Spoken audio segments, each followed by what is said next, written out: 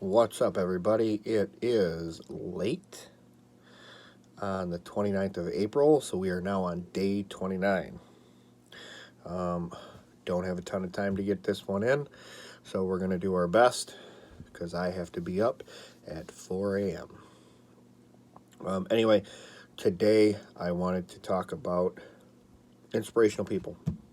I know I've already done I'm kind of doing a spin-off of what I did before. But this is going to take a little bit of a different approach.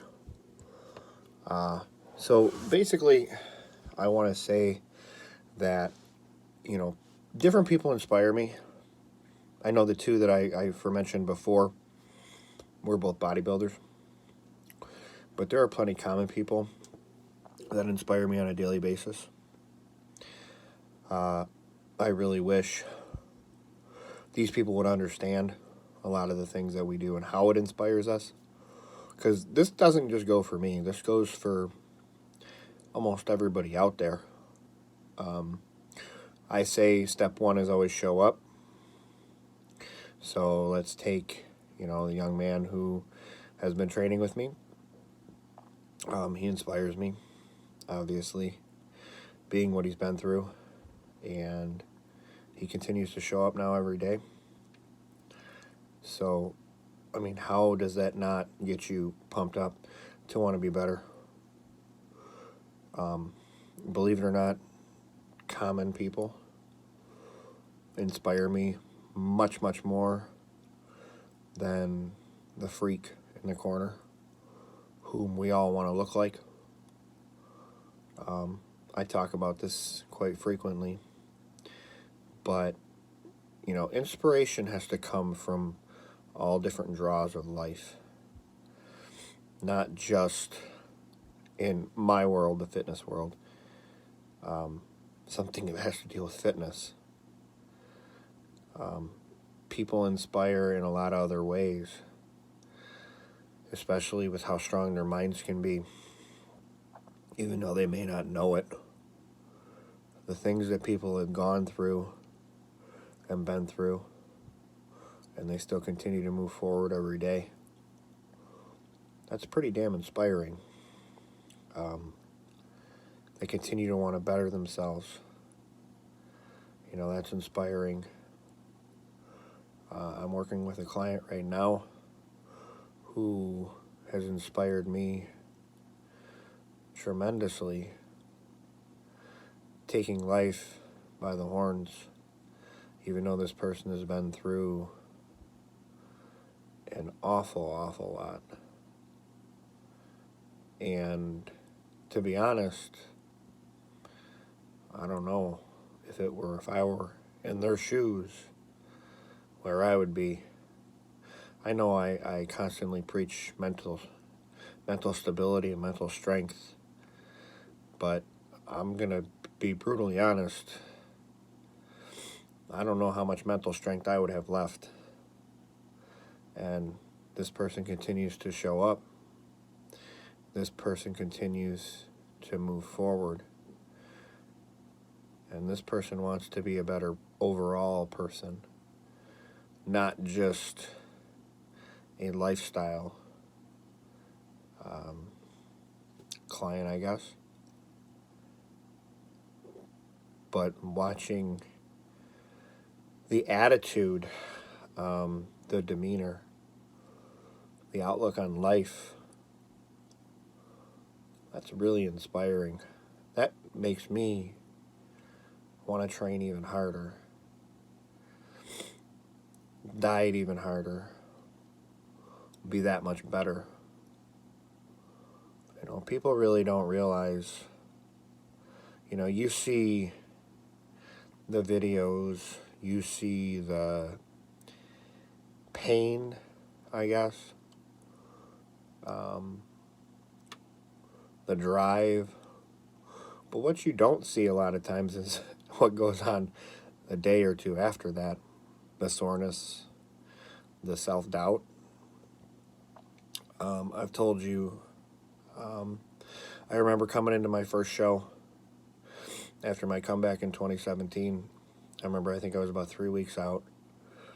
and we had made so much progress, and we started to stall really, really bad, and self-doubt started to kick in, the whys, the hows. I continued to diet on, and I gave that diet 100%.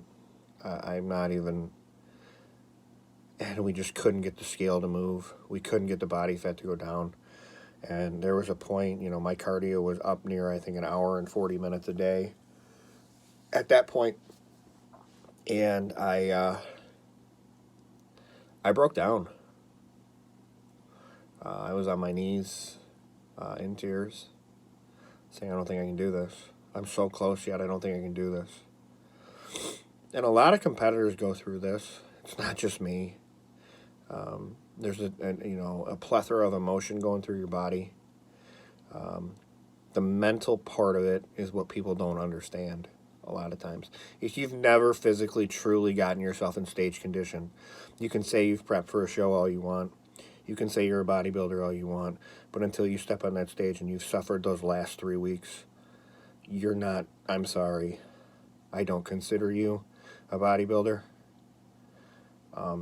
And it's unfortunate, I consider you just a fitness person who might be able to lift a lot of weight. But to be a bodybuilder, to grace that stage, takes a lot of mental fortitude, mental toughness to get through it.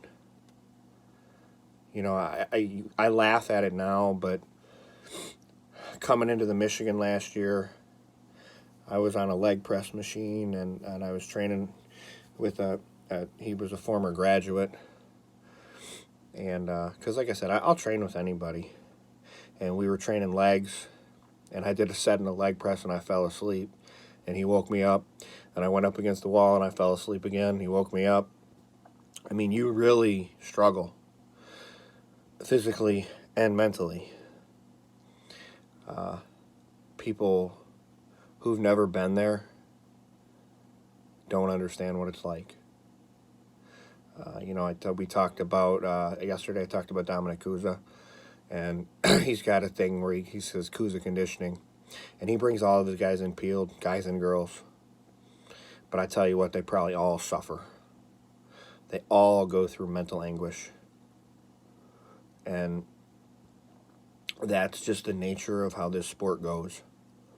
If you're not mentally strong, it's not for you. If you can't walk by a pizza and not eat it, you're not mentally strong enough. I'm sorry.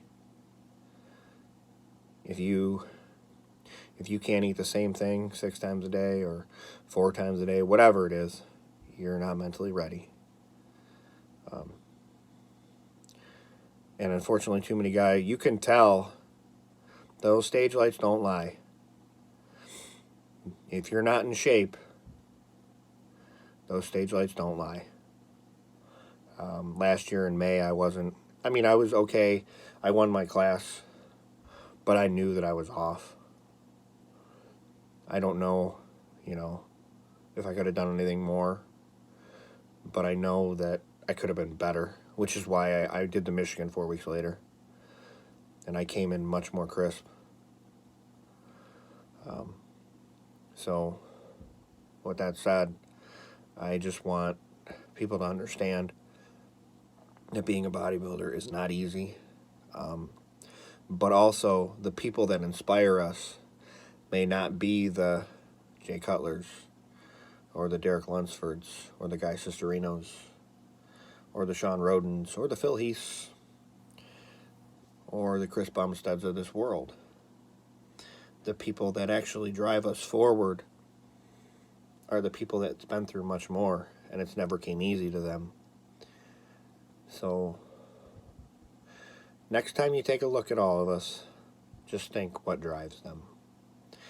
You guys have a wonderful night. I'll talk to you tomorrow.